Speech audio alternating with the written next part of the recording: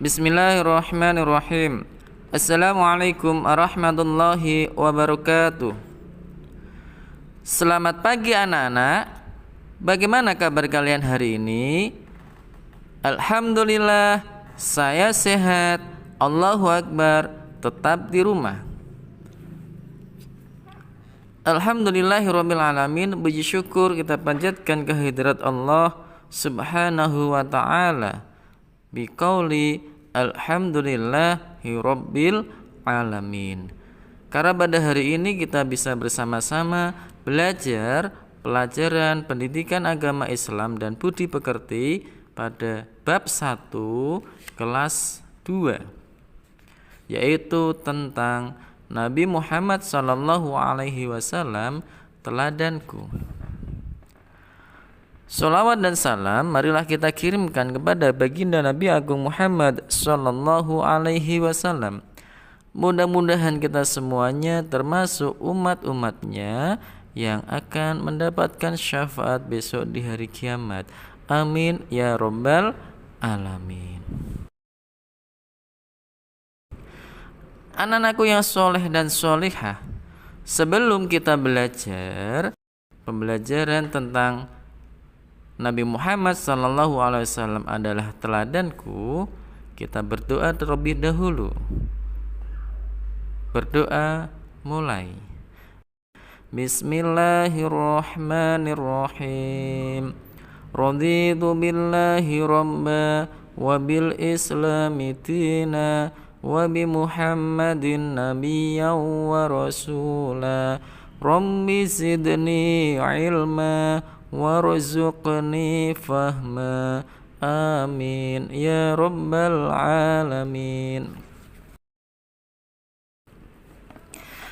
Anak-anakku yang soleh dan solihah, Nabi Muhammad SAW itu teladan, contoh bagi seluruh umat manusia. Keteladanannya sudah tidak bisa kita pertanyakan lagi.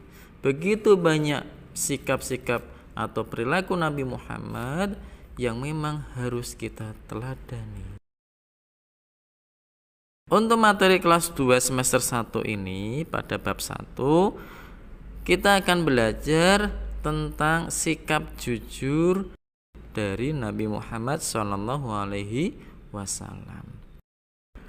Anak-anak yang soleh dan solehah, Nabi Muhammad SAW itu terkenal jujur dalam setiap perkataannya atau perbuatannya. Dengan kejujurannya itu beliau mendapatkan gelar Al-Amin. Gelar apa anak-anak? Gelar Al-Amin. Kenapa beliau mendapatkan gelar Al-Amin? Nah, ini ada kisahnya, ada ceritanya anak-anak. Tolong didengarkan baik-baik ya. Jadi ketika Nabi Muhammad SAW mendapatkan gelar Al-Amin, ada sebuah peristiwa besar di mana ketika itu Ka'bah sedang dalam perbaikan. Ka'bah rusak. Ada perbaikan yang cukup besar dalam tempat ibadah Ka'bah tersebut. Ya. Kemudian setelah proses pembangunan Ka'bah itu selesai, ada satu yang belum diselesaikan, yaitu peletakan Hajar Aswad. Apa anak-anak? Hajar Aswad, batu hitam. Oleh mereka yang berada di dalam pembangunan Ka'bah tersebut berselisih anak-anak. Jadi berselisih pengen yang menjadi orang pertama untuk meletakkan Hajar Aswad tersebut. Kaum ini kepingin meletakkan, kaum itu kepingin meletakkan, ya. Kaum yang lain kepingin meletakkan. Semuanya berebut ingin meletakkan Hajar Aswad. Kemudian ada semacam persyaratan. Persyaratannya seperti ini. Barang siapa yang pertama kali masuk ke pintu Ka'bah maka dialah yang berhak untuk meletakkan batu Hajar Aswad tersebut. Kemudian disampaikan kepada semua orang yang ada di situ dan disepakati besoknya diketahui bahwa yang pertama kali masuk Kanjeng Nabi Muhammad Shallallahu Alaihi Wasallam. Kemudian Nabi Muhammad diperintahkan oleh pimpinan yang ada di daerah tersebut untuk segera meletakkan batu Hajar Aswad. Oleh Nabi Muhammad SAW tidak diangkat sendiri anak-anak, tidak diangkat sendiri, tidak ditarik sendiri, tapi apa anak-anak? Nabi Muhammad SAW langsung membuka sorbannya, kemudian menyuruh para pimpinan kaum yang ada di daerah tersebut untuk memegang ujung-ujungnya. Jadi kalau sorbannya itu bentuknya segi empat, tentunya sudutnya ada berapa anak-anak? Ada 4. Kemudian di samping memegang sudutnya, ada yang memegang di garis-garis pinggir-pinggirnya itu. Bersama-sama Nabi Muhammad mengajak, ayo kita angkat bersama-sama batu ini ke Ka'bah. Lalu mereka bersama-sama mengangkat batu itu ke Ka'bah, dan akhirnya perselisihan itu sudah bisa diselesaikan dengan baik. Sejak itu Nabi Muhammad mendapatkan gelar Al-Amin, yaitu orang yang dapat dipercaya. Itu sedikit cerita kenapa Nabi Muhammad mendapatkan gelar Al-Amin. Karena Nabi Muhammad itu orang yang bisa dipercaya, orang yang tidak mau menang sendiri, Nabi yang jadi tauladan seluruh umat manusia. Anak-anak yang soleh dan soleha, Nabi Muhammad pun sejak kecil itu sudah memiliki sifat jujur. Sejak kecil sudah memiliki sifat jujur. Beliau dikenal sebagai pedagang yang jujur, ya, pedagang yang jujur. Jadi dalam sebuah cerita anak-anak, Nabi Muhammad SAW itu kalau berdagang, ketika dagangannya itu memang barangnya sudah lama, barangnya sudah rusak, barangnya sudah tidak baru lagi, disampaikan dengan jujur, dibagi-bagi, ada yang barang baru, ada yang sudah kemarin, ada yang sudah rusak, itu disampaikan. Jadi ketika orang mau beli itu tahu, oh ini yang bagus, ini yang kurang bagus, ini yang sudah jelek, itu tahu, dan harganya jelas berbeda-beda. Itu kejujuran Nabi Muhammad sudah ada sejak kecil itu, ketika ikut berdagang ke negeri Syam bersama dengan pamannya. Anak-anak yang soleh dan soleha, Nabi Muhammad SAW menyuruh kepada kita semuanya untuk apa? Untuk selalu bersikap jujur.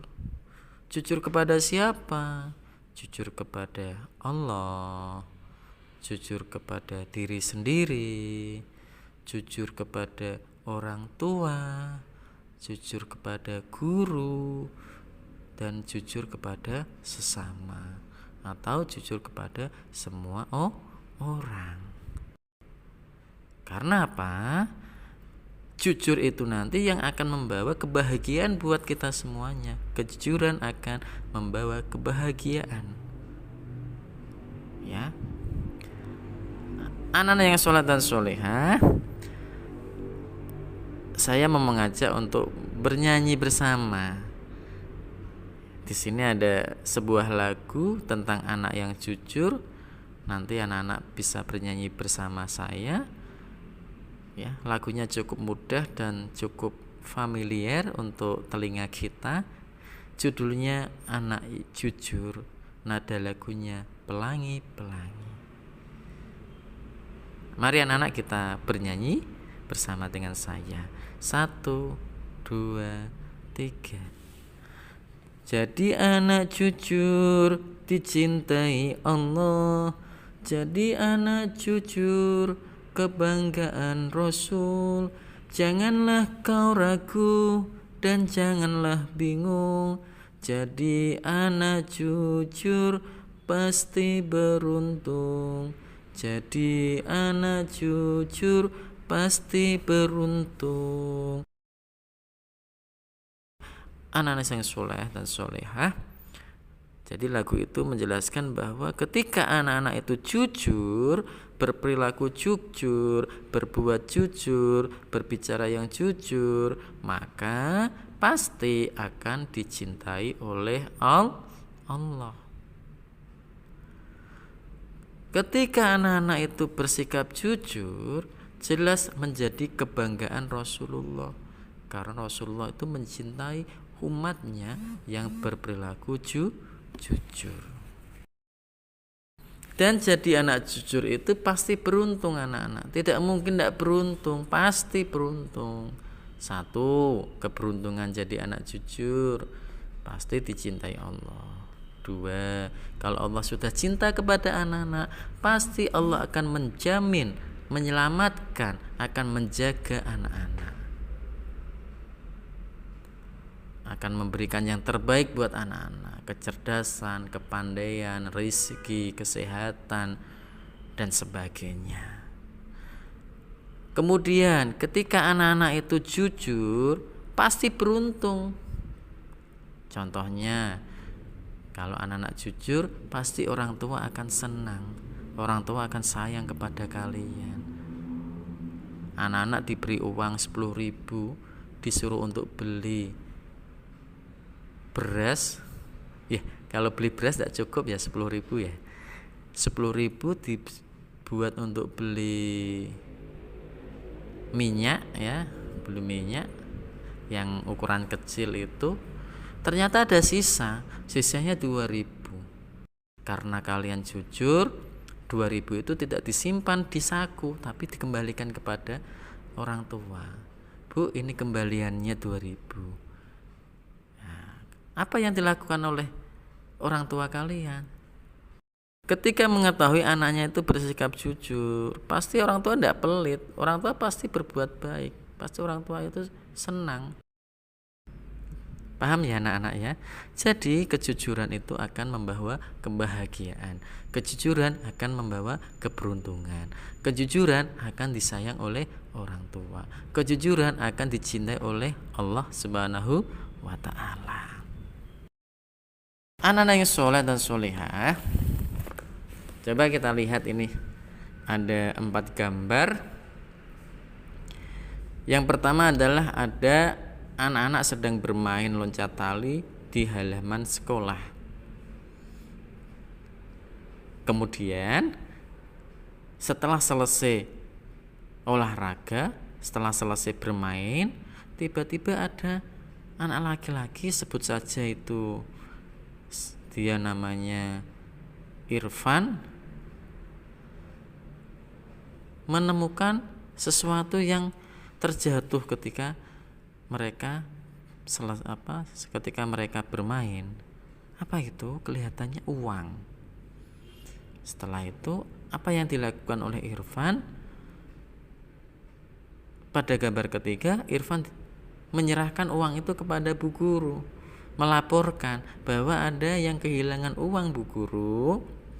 Kemudian bu guru mengumumkan di dalam kelas, wahai anak-anakku, tadi temanmu Irfan yang jujur ini baru saja menemukan uang di halaman.